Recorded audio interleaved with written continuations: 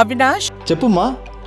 దగ్గరలో ఉన్న మెడ్ప్లస్ కు వెళ్ళి మెడ్ప్లస్ బ్రాండ్ మెడిసిన్స్ అని అడిగి కొనుక్కునరా. అక్కడ 50 to 80% తగ్గింపుకు వస్తుంది. మీరు తీసుకునే అదే మందులు, అదే నాణ్యమైన మందులు, కానీ సగం ధరకే. ఢిల్లీని తాకింది. లగచర్ల బాధితులు ఢిల్లీలో మానవ హక్కుల సంఘాన్ని కలిశారు. ఈ సందర్భంగా లగచర్లలో అక్రమ అరెస్టులు, అక్కడ హింసపై బాధితులు ఫిర్యాదు చేశారు. లగచర్ల ఘటనకు బాధ్యులను చేస్తూ పోలీసులు కొందరిని అరెస్ట్ చేయడంతో బాధితులు జాతీయ మానవ హక్కుల సంఘాన్ని కలిశారు. మరోవైపు లగచర్లలో నేడు జాతీయ ఎస్టీ కమిషన్ బృందం పర్యటించనుంది. ఈ సందర్భంగా అక్కడున్న సమస్యలపై వివరాలు సేకరించనున్నారు ఎస్టీ కమిషన్ సభ్యులు.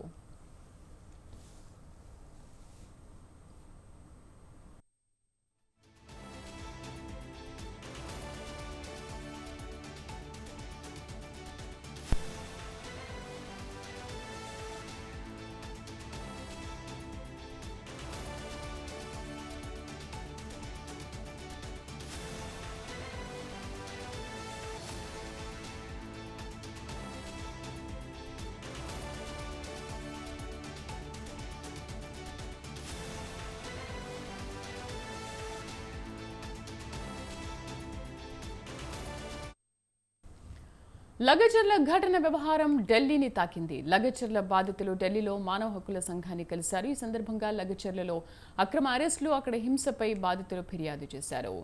జాతీయ మానవ హక్కుల సంఘాన్ని కలిసి బాధితులు ఫిర్యాదు చేశారు. మరోవైపు లగచర్లలో నేడు జాతీయ ఎస్టీ కమిషన్ బృందం పర్యటించనుంది. ఈ సందర్భంగా అక్కడున్న సమస్యలపై వివరాలు సేకరించనున్నారు ఎస్టీ కమిషన్ సభ్యులు. మా కరెస్పాండెంట్ సబీన్ పూర్తి సమాచారం అందిస్తారు. సబీన్, జాతీయ మానవ హక్కుల సంఘాన్ని కలిసి ఫిర్యాదు చేసిన నేపథ్యంలో కమిషన్ సభ్యులు ఎప్పుడు ఇక్కడికి రాబోతున్నారు? ఇప్పటికే ఢిల్లీ చేరుకున్నటువంటి బీఆర్ఎస్ పార్టీకి సంబంధించిన నేతలు లగచర్ల రైతు బాధిత కుటుంబాల మహిళా సభ్యులతో కలిసి ఢిల్లీలో జాతీయ మానవ హక్కుల కమిషన్ ను కలిశారు. అదేవిధంగా జాతీయ మహిళా కమిషన్ కలిశారు. మరికొద్ది సేపట్లో జాతీయ ఎస్సీ కమిషన్ ను, ఎస్టీ కమిషన్ ను కలవబోతున్నారు. ఆ తర్వాత మధ్యాహ్నం 3 గంటలకు ఢిల్లీలోని కాన్స్టిట్యూషన్ క్లబ్ లో TRS party working president KTR ఆధ్వర్యంలో పవర్ పాయింట్ ప్రెజెంటేషన్ తో పాటు ప్రెస్ మీట్ నిర్వహించబోతున్నారు. ముఖ్యంగా కొడంగల్లో దాడి ఘటన, ముఖ్యంగా కొడంగల్లో రాష్ట్ర ప్రభుత్వం రేవంత్ రెడ్డి అక్కడ స్థానికంగా ఎమ్మెల్యేగా ఉన్నారు, రాష్ట్ర ముఖ్యమంత్రిగా ప్రాతినిధ్యం వహిస్తూ బలవంతపు భూసేకరణ చేపట్టారు. దీన్ని వ్యతిరేకిస్తూ గిరిజనులు అధికారులు ప్రజాభిప్రాయ సేకరణకు వచ్చినప్పుడు ఎదురుదాడి చేశారు. దీంతో పెద్ద ఎత్తున గిరిజనులను అరెస్ట్ చేయడంతో పాటు చిత్రహింసలకు గురి చేశారు. మహిళలను కూడా చిత్రహింసలకు గురి చేశారని బీఆర్ఎస్ పార్టీ ఆరోపిస్తోంది. అందులో భాగంగానే ఇక్కడ రాష్ట్రంలో రాష్ట్ర ఎస్సీ ఎస్టీ కమిషన్ కు ఫిర్యాదు చేసిన బీఆర్ఎస్ పార్టీ ఈరోజు ఢిల్లీలో జాతీయ మానవ హక్కుల కమిషన్ తో పాటు మహిళా కమిషన్, అదేవిధంగా ఎస్సీ ఎస్టీ కమిషన్ కలిసి వినతి పత్రం ఇవ్వబోతోంది. స్థానికంగా లగచర్ల గ్రామానికి సంబంధించినటువంటి ఆ బాధిత మహిళలతో కలిసి వారికి అక్కడ ఉన్నటువంటి సమస్యలను వివరించే ప్రయత్నం చేశారు. ఆ తర్వాత BRS party working president KTR ఆధ్వర్యంలో ప్రెస్ మీట్ నిర్వహించబోతున్నారు. ఇప్పటికే మాజీ మంత్రి సత్యవతి రాథోడ్తో పాటు మాజీ ఎంపీ మాలుత్ కవిత, మాజీ ఎమ్మెల్యే హరిప్రియా నాయక్ తో పాటు బీఆర్ఎస్ పార్టీకి సంబంధించిన రాజ్యసభ సభ్యులు వదిరాజు రవిచంద్ర, అదేవిధంగా కేఆర్ సురేష్ రెడ్డి, వీళ్ళంతా మానవ హక్కుల కార్యాలయానికి రావడానికి ప్రధాన కారణం తెలంగాణలో భూసేకరణ పేరుతో లగచర్ల మరియు పరస్పర గ్రామాల్లో జరిగిన దౌర్జన్యాన్ని ఇక్కడ వివరించడానికి అక్కడున్న బాధితులు ఇక్కడికి రావటం జరిగేది. ప్రధానంగా భూసేకరణ పేరుతో అక్కడున్న బలహీన వర్గాలపైన, దళిత వర్గాలపైన, ఎస్టీ వర్గాలపైన, మరి పేద రైతులపైన దౌర్జన్యంగా భూసేకరణ చేసే కార్యక్రమం తెలంగాణ ప్రభుత్వం, ప్రత్యేకంగా ముఖ్యమంత్రి రేవంత్ రెడ్డి వారి నియోజకవర్గంలో చేసిన దౌర్జన్యాన్ని తెలంగాణ రాష్ట్రంలో మాకు న్యాయం జరుగుతుంది అనే విశ్వాసం కోల్పోయి అంత దూరంకెళ్ళి ఇక్కడికి ఆ మహిళలు ఈ కమిషన్ ముందుకు రావటం జరిగేది. అక్కడ జరిగిన సంఘటన వివరంగా కమిషన్ ముందు వివరించడం జరిగేది. మరి బాధితులు వారికి జరిగిన దౌర్జన్యం కానీ, అక్కడ జరిగిన సంఘటనలు కానీ వారు నేరుగా మీ ముందు వివరించడానికే ఇక్కడికి రావటం జరిగేది. వారు వచ్చి ఆ వివరణ మీ ముందు తెలియజేస్తారు.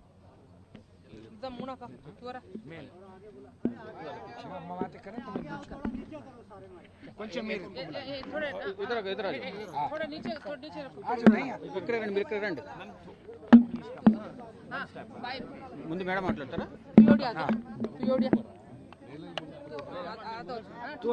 तू आ जाओ यार. మీడియా సోదరులకు నమస్కారం. అలాగే ఈరోజు తెలంగాణ నుంచి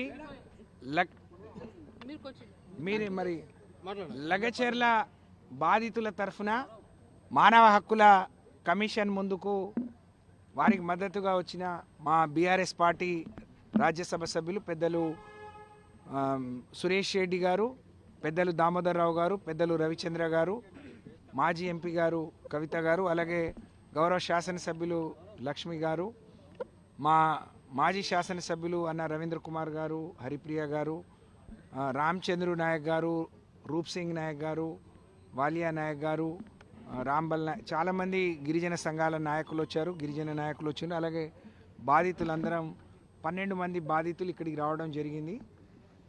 తెలంగాణ రాష్ట్రంలో ఉన్న ప్రభుత్వం అమానుషంగా, అతి దారుణంగా ఎవరైతే ముఖ్యమంత్రిగా ఉన్న రేవంత్ రెడ్డి గారి సొంత నియోజకవర్గం, అక్కడ ఉండే గిరిజనులకు మరి ఇబ్బంది కలుగుతుంది.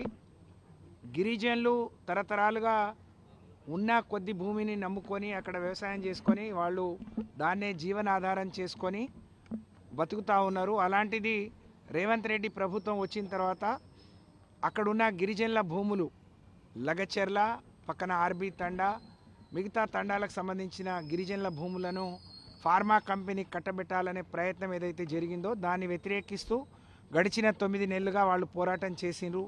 వివిధ స్థాయిలో వివిధ నాయకుల దగ్గరికి పోయి మేము ఇవ్వము, మాకు జీవనాధారమే అది అని చెప్పి వాళ్ళ అభిప్రాయాల్ని చెప్పినా ఆ రోజు అధికారులు వచ్చి వాళ్ళ మీద దౌర్జన్యం చేయబోయి సంతకాలు పెట్టమనంటే కొంతమంది యువకులు కొంచెం దాడి చేసే ప్రయత్నం చేస్తారు, వాళ్ళని నెట్టేసే ప్రయత్నం చేశారు.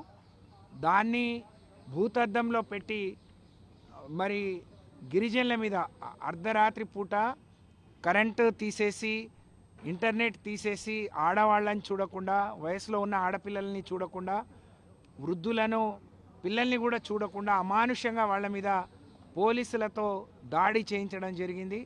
అక్రమంగా 50 మంది మీద కేసు పెట్టారు, 21 మందిని అరెస్ట్ చేశారు. అరెస్ట్ చేసి జైల్లో పెట్టడం కాదు, అరెస్ట్ చేసే క్రమంలో వాళ్ళని విపరీతంగా కొట్టారు. అలాగే ఇండ్ల మీదకి వచ్చినప్పుడు ఆడవాళ్ళని చూడకుండా దారుణంగా వాళ్ళను హింసించిండ్రు, కొట్టిండ్రు, అవమానపరిచిండ్రు, నానా బూతులు తిట్టిండ్రు. ఇప్పుడు ఇదంతా జరిగి వాళ్ళు జైల్లో ఉన్నారు. మిగతా మగవాళ్ళందరూ పారిపోయి ఉన్నారు భయపడి. ఎప్పుడు ప్రభుత్వం మా మీద విరుచుకుపడుతుందో, మాకు అన్యాయం చేస్తుందో అని చెప్పి వాళ్ళు బాధితులందరూ హైదరాబాద్ వచ్చి బీఆర్ఎస్ పార్టీ కార్యాలయంలో మరి మా నాయకుడు కేటీఆర్ గారిని కలిశారు. కేసీఆర్ గారి ఆదేశంతో మేము హైదరాబాద్లో కూడా ఎస్సీ ఎస్టీ కమిషన్ని కలిసినాం, వాళ్ళకు మద్దతుగా నిలబడే ప్రయత్నం చేసినాం. జైల్లో ఉన్న వాళ్ళని కూడా చూసినాం. కానీ ఆగకుండా జైల్లో మేము పోయిన రోజు కొంతమందిని అరెస్ట్ చేశారు. నిన్న వాళ్ళు హైదరాబాద్లోనే ఉన్నప్పుడు ఇంకా కొంతమందిని అరెస్ట్ చేశారు.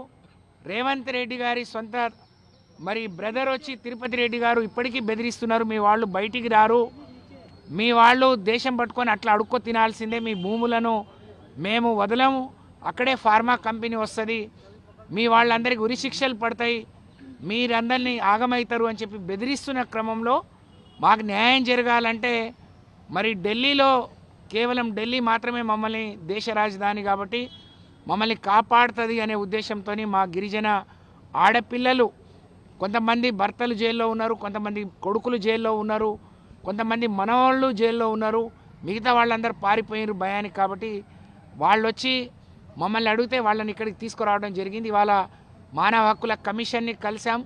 చైర్మన్ గారు లేరు, మెంబర్ గారు యాస్మిన్ బాషా గారు సెక్రటరీ గారిని కలిసాం. అలాగే కొద్దిసేపట్లో ఎస్సీ ఎస్టీ కమిషన్ చైర్మన్లను కలవబోతున్నాం, మహిళా కమిషన్ చైర్మన్ని కలవబోతున్నాం. ఇక్కడైనా మాకు న్యాయం జరుగుతుందని ఆశిస్తున్నాం. ఇంకోవైపు రాష్ట్రపతి గారి సమయం కోసం కూడా మేము రిక్వెస్ట్ని పంపించడం జరిగింది. మేము ఆశిస్తూ ఉన్నాం రాష్ట్రపతి గారు కూడా సమయం ఇస్తే. తను ఒక ఆదివాసీ బిడ్డ, మేమంతా గిరిజనులం, మేము అనేక తరాలుగా మేము భూమిని నమ్ముకొని భూమి పుత్రులుగా అందులో వచ్చే కలో గంజి తాగి బతుకుతున్నాం. మాకు ఇవాళ భూమికి దూరం చేస్తున్నారు, తండకు దూరం చేస్తున్నారు, ఇల్లు వదిలేసి వెళ్ళిపోమంటున్నారు. ఇది ఎక్కడి న్యాయం అని వాళ్ళు మరి బాధితులందరూ వాళ్ళ గోడు వెళ్ళబుచ్చుకుంటున్నారు. మా జాతీయ మీడియా, మా మీడియా సోదరులు కూడా దీన్ని ప్రపంచానికి జాతికి తెలియజెప్పే విధంగా ప్రసారం చేయాలని నేను విజ్ఞప్తి చేస్తూ మళ్ళీ వాళ్ళందరినీ కూడా మాట్లాడమని మీ తరఫున, ఎందుకంటే వాళ్ళ బాధ వాళ్ళు మొన్నటి నుంచి వాళ్ళతో ఉన్నప్పటి నుంచి వాళ్ళ బాధలు, వాళ్ళ ఏడుపు, మరి వాళ్ళ ఆవేదన చూస్తూ ఉంటే మాకు కూడా కడుపు తరుక్కుపోతూ ఉంది. కాబట్టి వాళ్ళకు అండగా నిలిచినాం.